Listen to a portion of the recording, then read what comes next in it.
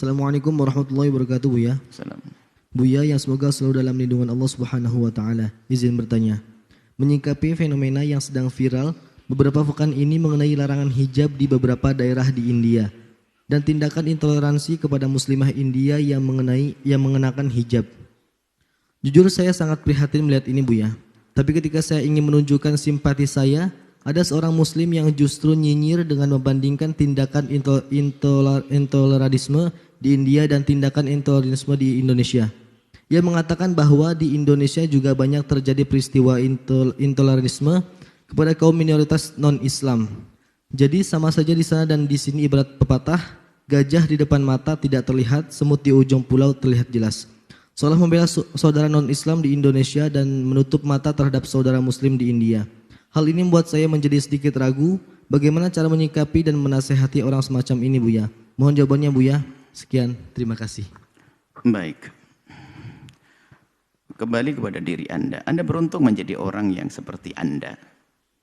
Punya cemburu. Ada perlakuan yang tidak baik kepada kaum muslimin di India, lalu Anda cemburu, Anda sah. Dan itu iman.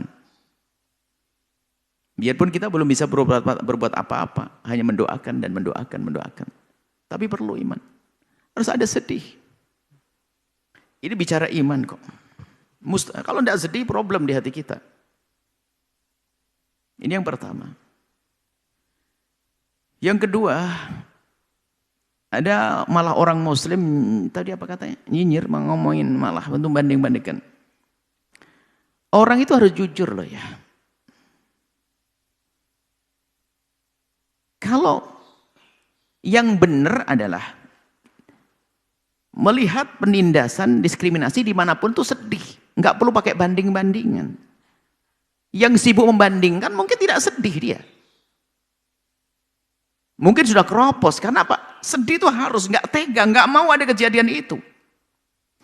Kalau ternyata di Indonesia ada diskriminasi, ya tinggal benahi saja.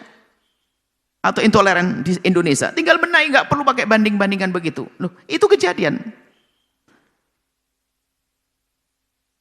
Apakah pantas misalnya keluarga kita sakit, kemudian keluarga tetangga sakit, kalian mengatakan ya Allah dia sakit, nggak usah ngomong, keluargamu sendiri sakit kok mikirin keluarga orang lain. Lah ini kan orang gila begini nih. Kita ikut sedih, tetangga sakit, keluarga kita juga sakit, sedih dong, harus begitu dong. Nah, ini coba, ini orang perlu dibawa ke psikolog orang begitu tuh. Aneh banget. Wong ada kejadian tidak baik, malah sibuk bandingkan. Wong ada orang keluarga saya sakit, tetangga juga sakit, saya ikut mikirin tetangga. Ya Allah, ya Allah, nggak usah diingatkan. Keluargamu sendiri sakit, ngapain mikir di sana? Oh, bukan begitu dong. Hidup, hati itu harus hidup. Harus hidup. Kalau memang ada kejadian di Indonesia tentang intoleransi, kita harus juga, nggak mau dong. Nggak boleh, cuman ini yang ketiga. Bukti, kita perlu jangan sampai hanya membandingkan tadi sudah salah. Cara membanding-bandingkan nggak sudah salah, nggak benar. Wong urusan hati, menghidupkan hati kok pakai banding-bandingan. Kalau ada orang dizolimi di Amerika, biarpun tidak beriman, kalau kita diam saja nggak punya hati, kita kemanusiaan kita hilang. Harus sedih itu. Harus sedih, harus ada rasa. Kalau Anda tidak punya rasa, Anda mati, bukan manusia lagi itu. Ini kok aneh-aneh sekali orang begini ini. Wallah alam siapa orang, saya tidak tahu. Mohon maaf yang mendengar suara ini. Kami masuk, kita menghidupkan rasa. Diskriminasi, intimidasi, intoleransi dimanapun kita harus ingkari dong. Hidup kebersamaan kan indah, harus ada. Biarpun itu misalnya umat Islam melakukan diskriminatif kepada orang luar Islam, kita nggak boleh marah juga dong. Kita kan adil, harus gitu. Tapi ini orang tadi yang banding-bandingkan sudah nggak mau melihat, itu kan permasalahan, kan sedih di sana. Ada orang pakai jilbab di ini diskriminasi semacam ini, kemudian diintimidasi. Ini kata intoleransi yang luar biasa. Kita harus sedih dong, nggak boleh terjadi. Lah kalau orang ini nggak merasa sedih begitu, ini adalah orang bakat sekali untuk melakukan satu hal yang tidak toleransi. Karena apa? Dia nggak punya rasa.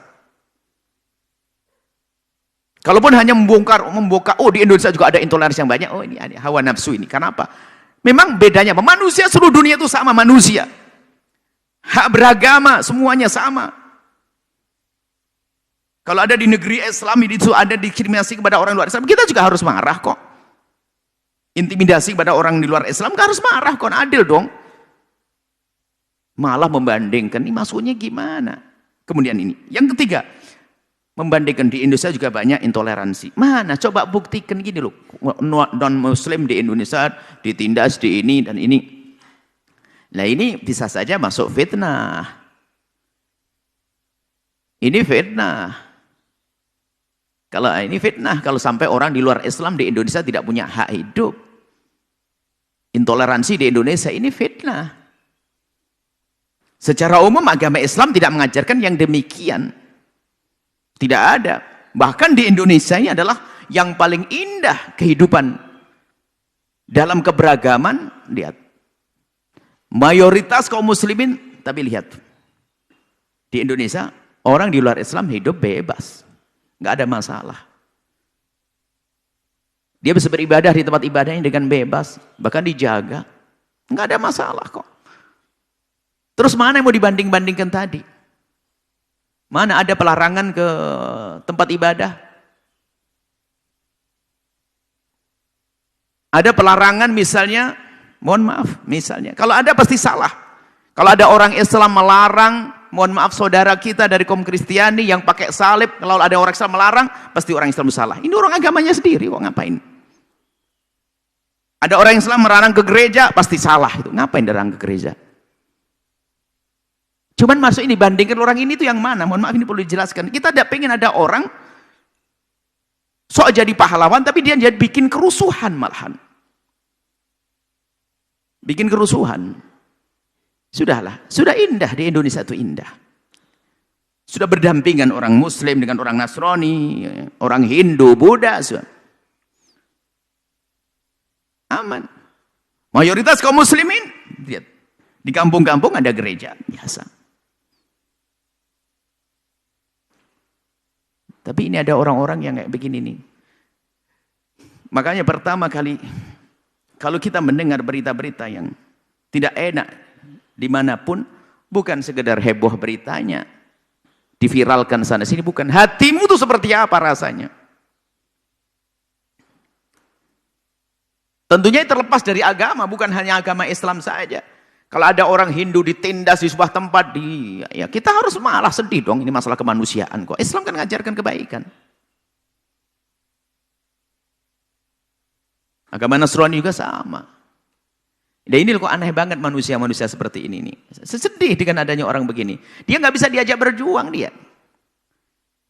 Makanya yang merasa sedih dengan yang jauh di sana, tentu dia akan sedih dengan ada di dalam negeri kita ini. Kemudian dia menfitnah, oh di Indonesia sudah biasa dengan intoleransi. Lihat agama minoritas tertindas. Mana agama minoritas tertindas? Mana? Mereka bebas berkarya juga kok. Bebas berbisnis, bebas.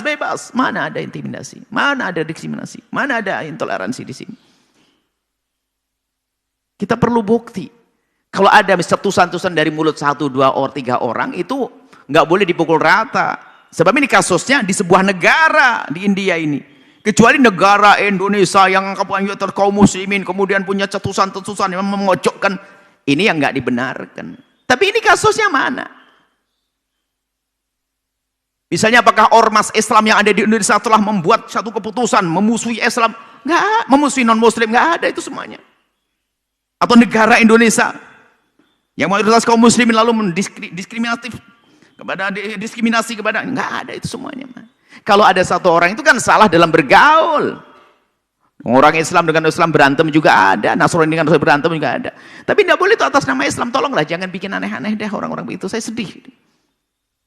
Mohon kalau ada kejadian dimanapun tentang kezaliman, hendaknya hidup hati kita sedih. Biarpun itu bukan orang Islam ya, misalnya ada orang Nasrani di sebuah negeri, atau ditindas oleh orang Hindu, kita harus marah. Atau orang Hindu ditindas oleh orang Nasrani, nggak boleh kita ketawa untuk umat manusia kok. Kita harus sedih, damai. Kita datang jadi juru damai. Malah banding-bandingan ini. Ini kan kisahnya orang sudah mati hatinya itu.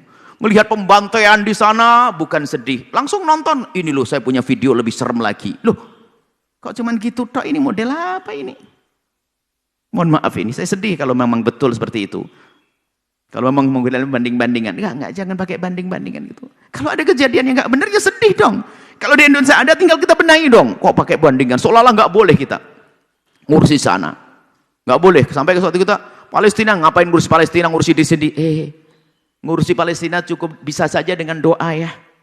Cukup dengan doa kalau kita bisa, belum dengan yang lainnya. Atau yang lainnya. Bahkan bukan saja kaum muslimin, ya umat Islam itu, umat Islam itu diajari oleh baginda Nabi untuk peduli kepada orang, biarpun bukan orang Islam. Asalkan itu kedoliman, kita harus marah. Kedoliman. Harus gitu dong. Kok pakai banding-bandingan, sedih. Sebenarnya kami baca, ini bisa jadi hal yang demikian itu pasti muncul. Orang begini nggak bisa diajak bertoleransi yang sesungguhnya. Nggak bisa orang begitu tuh. Dia nggak sadar, nggak ngerti bahasanya itu adalah intoleransi. Nggak ngerti, dia nggak paham dia. Mau diajak berjuang untuk memperjuangkan toleransi, nggak bisa. Nanti pun kalau ada, bandingin lagi. Bukan berjuang, mestinya kita berjuang. Kalau memang ada di Indonesia intoleransi, yuk kita beresin. Yang ada di luar negeri, yuk beresin. Begitu, bukan sibuk banding-banding. Ya gaya hidupnya banding, nggak berjuang orang begitu tuh. Tolong wahai ahli iman, kaum muslimin di Indonesia, hidupkan hatimu. Jika ada ketidakadilan, bukan saja di tengah-tengah kaum muslimin, Anda harus sedih. Itu tandanya hati Anda hidup. Hati Anda hidup. Makanya kalau hidup tanpa benci, tanpa dengki itu indah. Mohon maaf, mungkin ada seorang tetangga yang Nasrani, tiba-tiba mati dibunuh. Anda tersenyum gara-gara dia Nasrani, keropos iman Anda. Anda seorang Nasrani, tetangga kita tiba-tiba mati dibantai oleh seseorang. Kita harus sedih dong. Islam mengajarkan yang demikian. Itulah yang harus pahami. Islam tuh kayak gitu. Nggak boleh tepuk tangan, syukuri dia bukan orang Islam. Nggak ada begitu. Lah tapi orang tadi nih, orang yang banding-banding ini enggak. Oh, ada lagi lebih parah lagi, paling gitu, karena hati mati dia itu. Saya marah dengan orang-orang seperti itu. Mestinya kalau memang ada di Indonesia kekurangan, yuk kita sempurnakan bareng-bareng. Di luar ada kedoliman, yuk kita pikirkan, paling tidak kita berdoa. Paling tidak kita belajar, jangan sampai di negeri kita terjadi. Malah bandingin, sedih ya dengan itu. Kalau betul ada, Allah alam. Kalau betul ada. Sebetulnya ini kasus ini kan kasus orang keras kepala. Kalau dinasihati malah bilang kamu juga begitu. Begitu modelnya begitu. Nasihati, ya akhi, kamu jangan begitu. Kamu juga begitu. Lah ini kan model nggak bisa dibenahi orang itu. Ya gitu modelnya. Sehingga kita harus sedikit tegas begini. Ini karena apa? Model orang begini ini nggak bisa jadi juru damai di dunia ini. Dia bikin ulah dok.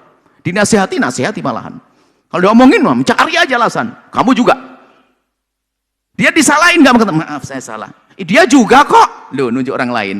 Dia juga salah, kenapa didiamin? Loh, kenapa nggak insaf? Iya saya salah, mohon maaf.